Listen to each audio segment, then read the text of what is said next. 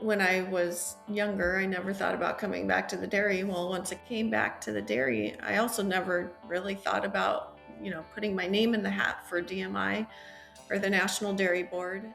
And so I thought, well, I don't know if it'll even happen anyway, so I'll go ahead and put my name in. But then turns out I was appointed. For dairy producers, the health and viability of their herd is just as important as the health and viability of their business. Interested in hearing more from producers on the upsides, the struggles, and what they expect in the future? Check out Clarity at Work, a podcast from Zoetis, featuring dairymen and women across the U.S. moving their herds into the future with genomic testing. Clarity at Work can be found anywhere you stream podcasts, as well as clarifiedplus.com. Welcome back to the Hordes Dairyman podcast. Today, we're visiting with a California dairy producer who is a powerhouse in the dairy industry. Becky Nyman is with us today, a fourth-generation farmer at Nyman Dairy Farm in Hilmar, California. She balances boots-on-the-ground management for a 1,200-cow herd with high-level leadership roles, including serving as chair as the U.S. Dairy Export Council and as the newly elected treasurer of Dairy Management Incorporated, DMI. Becky, thank you so much for joining us today. Thanks, Kylene. I'm excited to be here. Great. So I understand you work alongside your brother and you run more than one dairy. Can you tell us a bit about your operations? We are fourth generation on our Jersey dairy farm here in California. And our great grandparents were immigrants and settled first in the Midwest and then moved west. And so, for me, it's really an honor to kind of be part of that legacy, that fourth generation legacy that they started over 100 years ago. But over the years, yeah, we have started operating a few other dairies in the area. Really on the farm, my role is more on the business management side. So I deal with finances and compliance issues, employee issues, and things like that. So he and I make a great team, and it's just an honor to be part of that family legacy. Your path back to the home farm wasn't exactly a straight line. Can you tell us kind of about your career path and what brought you back to the home farm? Yeah. When I was in high school and college, I really didn't think I would be going back to the farm. It just never really entered my mind as something an option that I would take. So I did my undergraduate work at Cal Poly in San Luis Obispo, got my bachelor's degree in agribusiness. So I did know I was interested in ag business or in agriculture overall, but then went on to Texas A&M University and got my master's degree also in ag business. And along the line, I really had some great mentors and people guiding me along on my career path. And so after graduate school at Texas A&M, I was in Texas and was able to find a job with a company called Information Resources.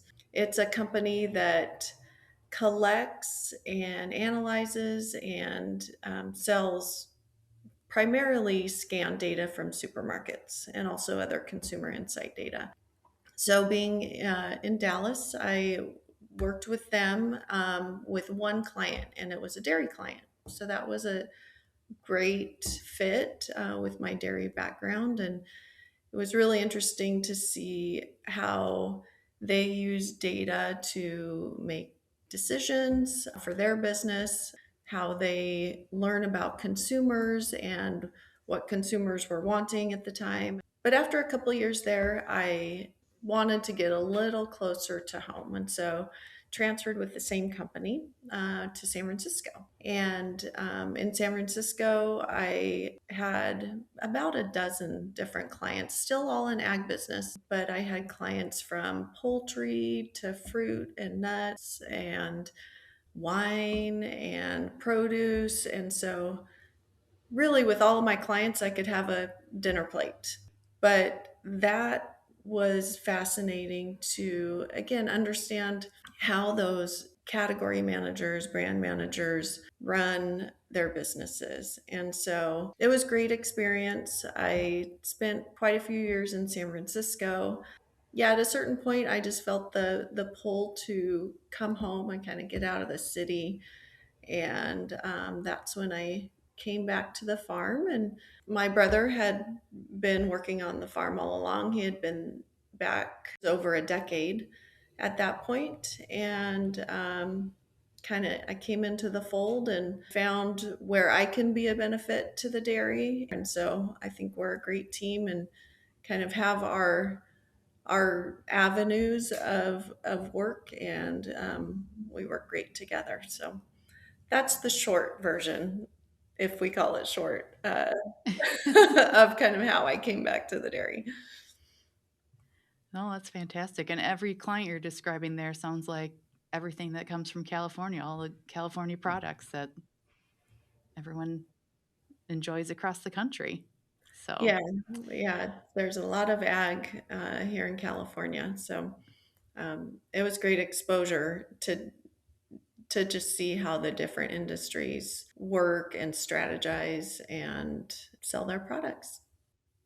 you, again, we said it wasn't exactly a straight line, and you have, a business education. How do you think between your time working in the industry that we're in, as well as your business background, how do you think that's changed your approach on what you do working on the farm? In college, I found that I really like numbers and I like analysis. I always enjoyed my statistics classes and economics and the econometrics and modeling and projections. Although, don't ask me how to do that now because it's been way too long to remember how to model data. But um, I just really enjoyed that. And so I think that gave me a base for analyzing a business, regardless of what business that is. Additionally, I talked about my work experience and learning a lot from brand managers and category managers on approaches to selling products. And I don't necessarily do that on the farm, but I think that background has given me a really good base for serving on the DMI board, because DMI's mission is to drive sales and trust and demand in dairy. And so that's exactly what those companies were doing for their own products. And so I go back to that experience a lot in my work with DMI. So I think that's given me a really good base. Coming back to the farm, I guess when it comes down to it, that book knowledge did give me a good starting point. As I came back to the dairy, I've learned a ton just about running a business, about critical thinking and problem solving, because I think you learn the best when you do it. And when I came back to the farm, it meant so much more because, it's our family business, it's that legacy. I learned a lot again about the problem solving aspect of running a business. And yeah, I have the education and the work background to fall back on and get some learnings from, but I continue to just learn a ton as I move forward too. And you touched on DMI. What initially drove you to run for the position for the board? When I was younger, I never thought about coming back to the dairy. Well, once I came back to the dairy, I also never really thought about, putting my name in the hat for DMI or the National Dairy Board. I have had fellow farmers, family friends that have served on DMI and have served in leadership roles. And so I heard a lot about it. It wasn't a foreign idea to me, but it wasn't until 2022 that a couple of friends and fellow farmers and former DMI board members encouraged me to put my name in the ring. And so I gave it a little thought, and it was a 50-50 chance I'd even get appointed because, they have two names for every one seat. So I thought, well, I don't know if it'll even happen anyway, so I'll go ahead and put my name in. But then turns out I was appointed, and I became heavily involved really pretty quickly. And that's thanks to current DMI leadership just giving me a lot of opportunity. I enjoyed the opportunity to learn, number one, about where our dollars are going, just overall broadening my perspectives on the industry and just learning a lot. So it's been a great experience. It really just took somebody asking, number one, and then encouraging me to go ahead and give it a shot. For dairy producers, the health and viability of their herd is just as important as the health and viability of their business. Interested in hearing more from producers on the upsides, the struggles, and what they expect in the future? Check out Clarity at Work, a podcast from Zoetis, featuring dairymen and women across the U.S. moving their herds into the future with genomic testing. Clarity at Work can be found anywhere you stream podcasts, as well as clarifiedplus.com. That's great. Well, and your skill set is, a logical fit and has been a huge asset from you know, what you told me. Yeah, that is what my friends encouraged me to give it a try. They, since they had served, they did see a fit between my work experience and my background, and how it could fit in with the work of DMI. So I'm very happy I did it. That's great. I want to talk about exports in a minute, but first I'd like to talk about within the U.S. Can you tell us kind of what you've seen for checkoff activities here in the U.S.? So I've just completed my third year on serving on the DMI board. And I have to tell you, when you come in and you don't have a ton of exposure to all of the work DMI is doing, it is like drinking through a fire hose. There are a lot of activities, there's a lot of strategy behind how we continue to drive that demand of dairy. I'll tell you a little bit about the things I'm excited about.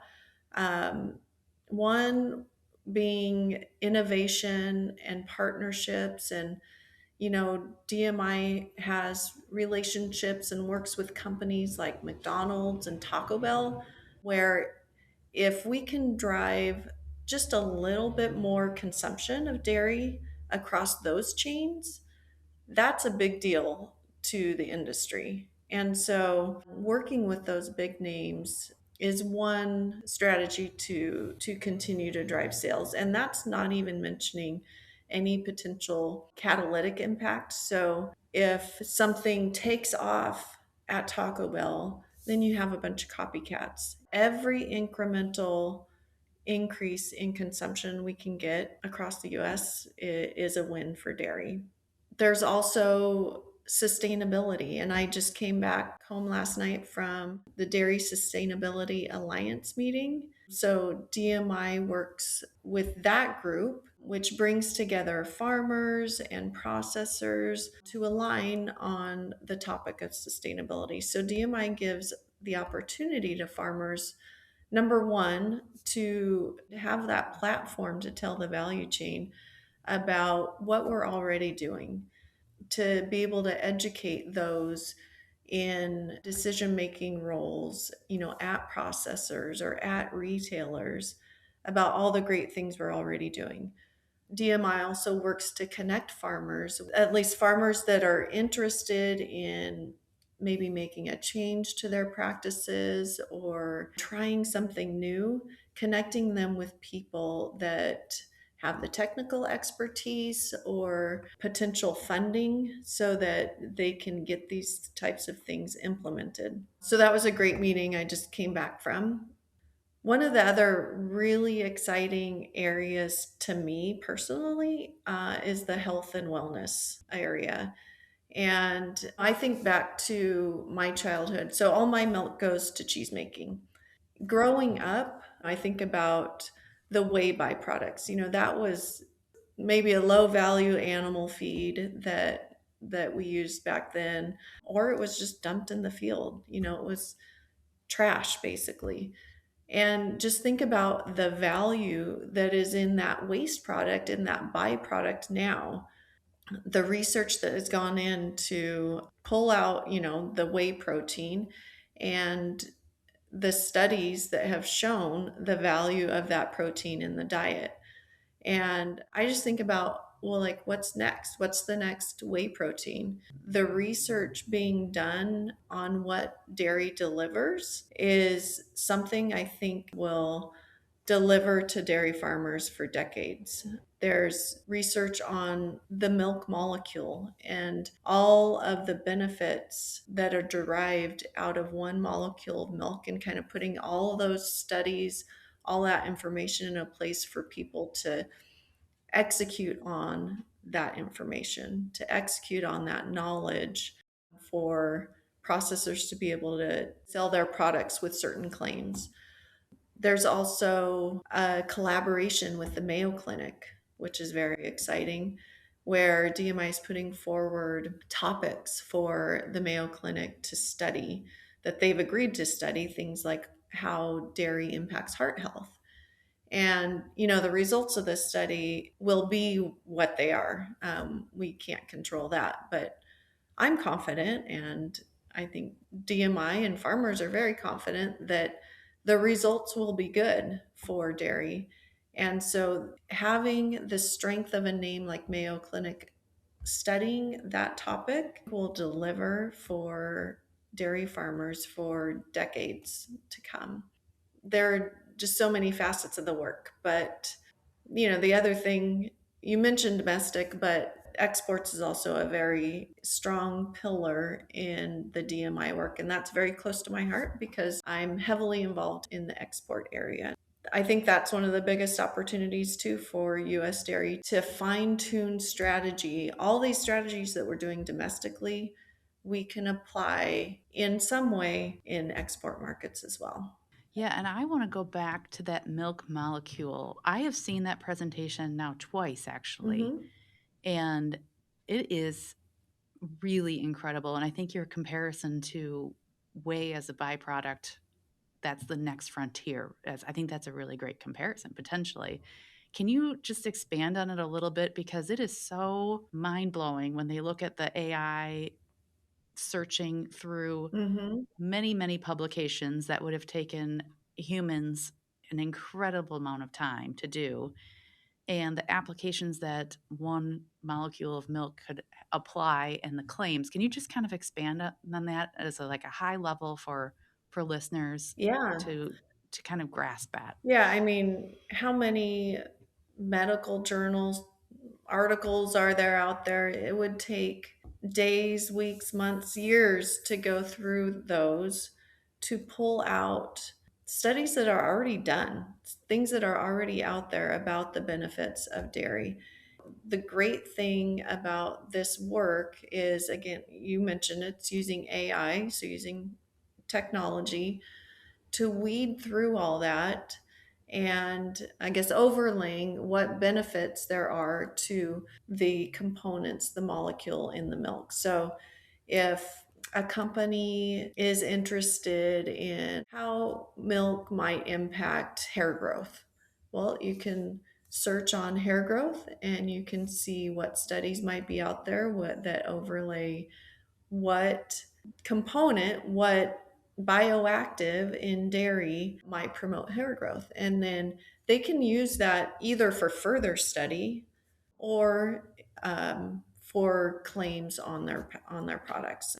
Number one, it's an ease of use where the information that's out there, it's more readily available, but it also might pique interest. It might educate people on where they can either take their marketing or take further research. It's now a fact that one out of every six tankers of milk, or, basically, however you want to measure the volume in the US is shipped outside of the US. So, can you tell us a bit about your role as the chair of the US Dairy Exports? Yeah, definitely. Taking it back a bit, the U.S. Dairy Export Council just celebrated its 30th anniversary, so that's very exciting. It was 30 years ago that farmers were thinking about, what does my farm require for longevity or for the next generation? And so that is why those farmers established USDEC. Farmers have funded USDEC from its beginning. And over the years, we have continued to increase investment in this area. At its core, my role as chair of USDEC is oversight of that investment. But it's not just me. It is structured so that the chair and the vice chair of USDEC are always farmers. And then in addition to those two positions, there are a number of farmers that serve as board members on USDEC. And so they're typically around 6 farmers. And it's the job of all of us to oversee that investment that we as farmers are making in USDEC and to ensure that that money is directed at things that will further our industry. So that's at a very high level what the role is, but also along with it, I have had the opportunity to be a farmer representative, to be a farmer voice in international meetings with customers all around the world, with other governments, where a farmer voice is needed, because farmers, we're busy at home. We can't be in front of these groups all around the world. And so when a farmer can be there and can be a face behind an industry, I think is really important, and it makes a difference. And so I've had the opportunity to be that person. Again, I'm not the only one. There are a number of farmers that are all over the globe, kind of being that voice for dairy worldwide. What's been the biggest eye-opening moment for you on these travels? We have been there to support demand growth in Mexico. We're willing to share the research that we're doing on the benefits of dairy, like we are doing domestically. Mexico has had pretty significant growth in demand for dairy, and the US has maintained about 20% of their market.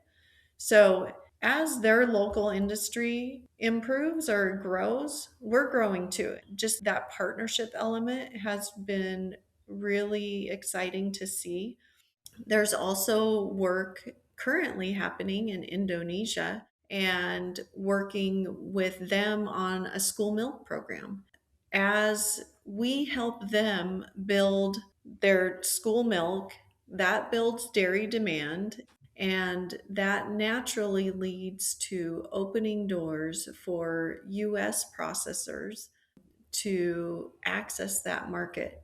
And if we're viewed as a trusted partner and a reliable partner, and one that has the best interest of their local communities in mind, I think that will just continue to open doors and make those trade flows easier for both parties and for both parties' benefits. That's fantastic. And you'd mentioned how diverse of these visits, how they can be very diverse. How do you tailor the story of US dairy to fit these different cultural and, culinary needs that they have? That's the great thing about US DEC. That's part of their work and the mission. The organization has international offices all across the globe, and these offices are staffed by local people. So the locals are very familiar, very aware of the local culture, the trends that are up and coming. And so we work with these staff members to better understand what aspect of US dairy is most needed in their region, what would be the most effective way to communicate to their local cultures. The great thing about US dairy in general is that we're a diverse industry. And so whatever aspect a culture or a market might need is probably something that we can provide. We produce a wide variety of products. We are continuing to grow in production, so we are a reliable source for what they need to, grow their domestic demand and grow. Oftentimes we're used as an ingredient, so we're helping them grow their businesses. I think we're just really well positioned to be a great partner to markets all over the world. That's fantastic. What do you think is overall? I mean, we get asked a lot about checkoff programs and checkoff dollars. What do you think is the biggest misconception on the checkoff program? I think that the thing that I hear the most is just not knowing where the dollars are going. So, again, if we look back, the work being done or where those dollars were being spent, I would say it was more in your face. As I was growing up, I saw billboards, I saw magazine advertisements, I saw advertisements on TV. If we're talking about advertising, that is number one, is very different today than it was then.